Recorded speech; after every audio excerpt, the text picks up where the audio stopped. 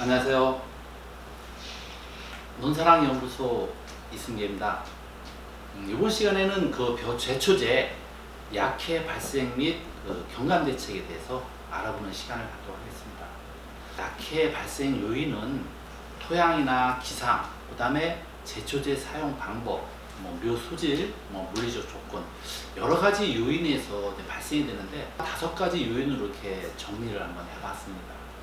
예, 약해가 발생하기 쉬운 조건을 볼 것 같으면 논에 물 빠짐이 심한 사질로군 같은 경우에는 제초제 처리층이 뿌리 쪽으로 이동이 될 겁니다. 그래서 약해가 심하게 나버리고요.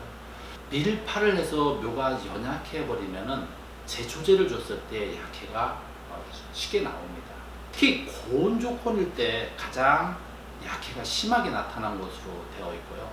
그 다음에 이제 천식, 얕게 심었거나 뜬모가 발생이 되어버리면 뿌리가 제초제에 노출이 되기 때문에 제초제에 피해가 나옵니다. 설포닐 우레아계 제초제를 그동안에 써왔습니다.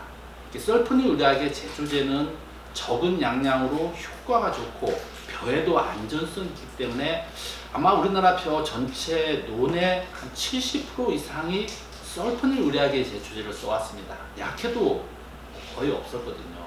근데 이제 문제점이 뭐냐면 한 가지 약재를 계속적으로 쓰다 보니까 제초제 저항성 잡초가 발생이 되다 보니까 우리가 이제 벤조비사이클이나 메소트리온 약재 등을 이제 쓰게 되면서 통일계통 또 찰벽, 특수미, 조생종 쪽에서 약해가 발생이 되는 상황입니다. 그래서 제초제 약해 발생 요인 중에서 고온이었을 때가 가장 크고요. 그 다음에 이제 미숙 유기물 사용, 저온, 물관리, 중복살포. 최근에는 통일이나 특수미, 조생종, 품종 등을 갖다가 이양을 하면서 약해적인 문제가 더 커지고 있는 시점입니다.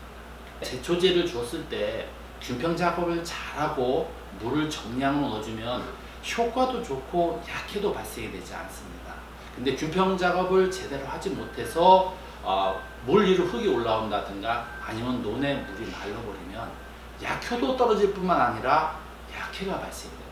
무조건 물을 깊게 넣어주는 것이 능사는 아니거든요. 제초제를 주고서 물을 깊게 넣어버리면 잘못하면 녹아버리는 문제점이고요.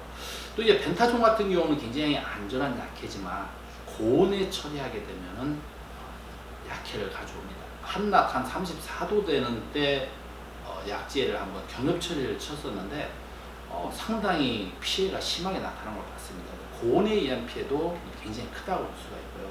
미숙 유기물을 넣었을 때 문제가 되는데요. 정상답 토양하고 피해답 토양을 볼 것 같으면 피해답 쪽에서 가스가 발생이 되고요. 특히 이제 보리집이나 밀집을 넣게 되면 리그닌 성분에 의해서 분해가 쉽게 되지 않아 버려요. 완전히 부수시키지 않고 벼를 이양해 버리면 가스 발생되면서 제초제와 가중이 돼서 약해가 심하게 나타나는 경향이 있습니다.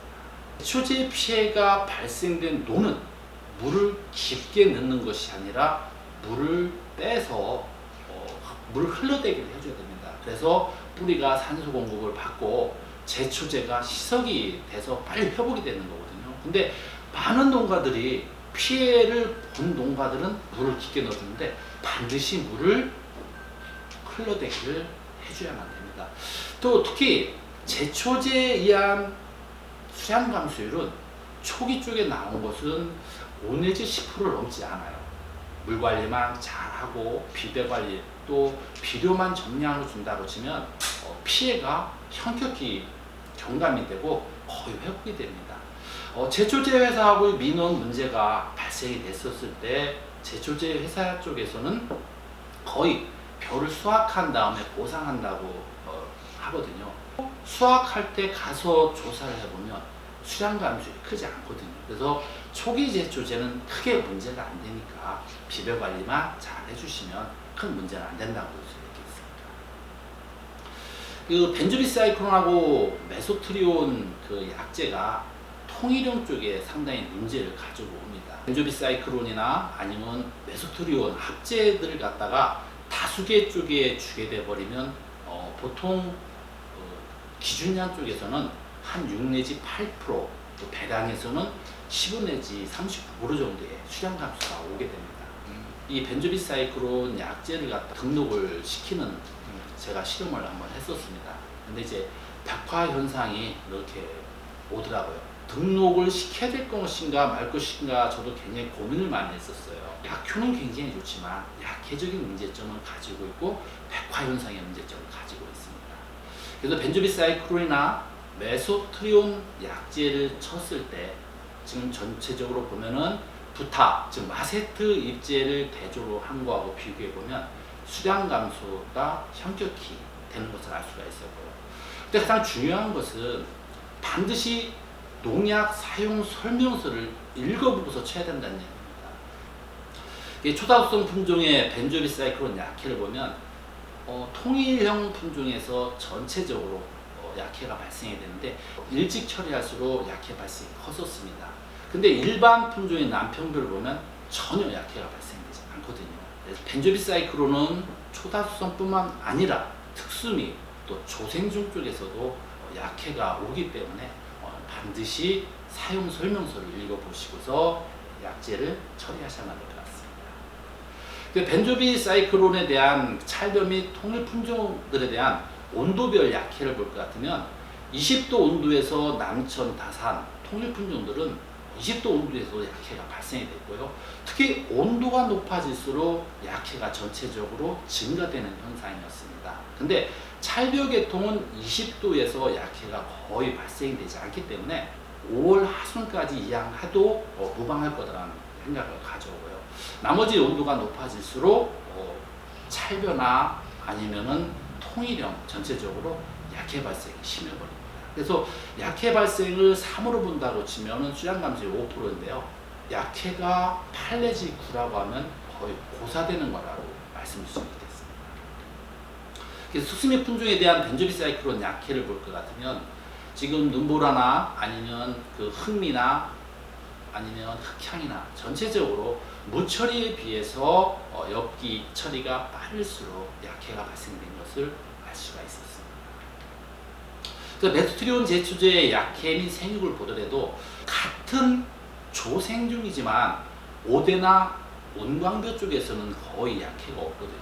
근데 이제 금영, 한들, 조아미, 산해진미 쪽에서는 기준량에서도 약해 발생이 상당히 심합니다. 그렇기 때문에 반드시 메소트리온이 합제된 약제, 제초제를 사용해서는 안 되겠습니다. 그래서 메소트리온 함유 제초제를 처리하는 것을 진흥청에서 조사를 해봤는데 오대나 온광 쪽에 대해서는 전혀 약해가 없었던 거고요. 나머지 조아미 등 내 품종에 대해서는 거의 고사가 진행되고 있습니다. 그래서 이양동시 제초제들이 최근 이제 대세인데요. 그 제초제를 처리하고서 관수 시기별, 품종별 약해를 볼 것 같으면요. 관수 시기가 늦어질수록 약해 발생이 더 심해지는 것을 알 수가 있어요. 남천 같은 경우에는 벤조비사이클론을 쳤을 경우에 이양 후 1일 있다가 관수를 했더라도 약해 발생이 심했고요.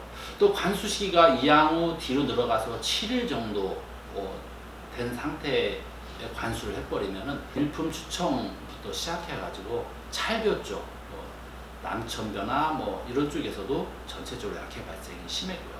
브로모티타이드 그 합제 쪽에서는 일품하고 남천 쪽에서 약해 발생이 심한 것을 알 수가 있었습니다. 근데 이제 약효적인 측면을 볼 것 같으면 브로모티타이드는 관수 시기와 관계없이 잡초의 방제 효과가 높은 것을 알 수가 있었습니다.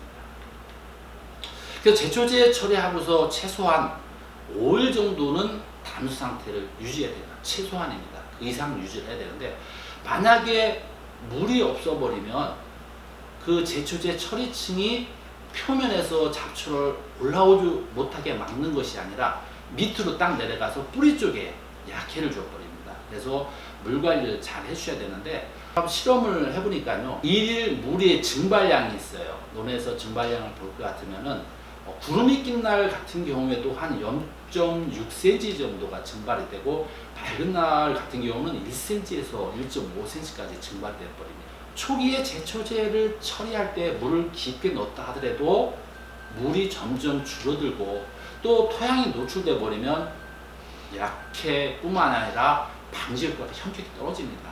그래서 그랬을 때 농민들이 많이 고민을 해버려요. 물을 넣어야 될 것인가 아니면 말아야 될 것인가 이렇게 고민하는데요. 물을 반드시 더 줘야 됩니다. 약효적인 측면에서 안전할 수가 있습니다. 지금까지 그 내용을 한번 종합해서 보면은 약해 경감을 위해서 농약 사용 설명서를 반드시 읽어보시고 제초제를 처리하셔야만 됩니다. 또 묘는 튼튼하게 잘 키우셔야 되고 과잉이나 중복 살포하지 않게 하셔야 된다. 중복 살포를 하게 되면 반드시 약해가 나옵니다. 또 약해가 발생이 됐을 경우에는 물을 갖다 깊게 넣어주는 것이 아니라 물을 흘러대게 해서 뿌리가 활력을 찾고 그 다음에 제초제 성분들이 씻겨내리게 해줘야 됩니다. 한낮 뜨거울 때 농약, 제초제를 사용하면은 반드시 고온에 의한 약해가 나오거든요. 그러니까 오늘 이게 녹물이 마르지 않게 적정 수준으로 유지를 해줘야 되고 반드시 완숙돼서 가스가 발생이 되지 않는 유기물을 사용하시면 됩니다. 그래서 천식이나 뜬모가 되지 않게 이양을 잘 해주셔야만 될 것 같습니다. 이상 제초제의 약해 발생 및 경감 대책에 대해서 말씀을 드렸습니다. 감사합니다.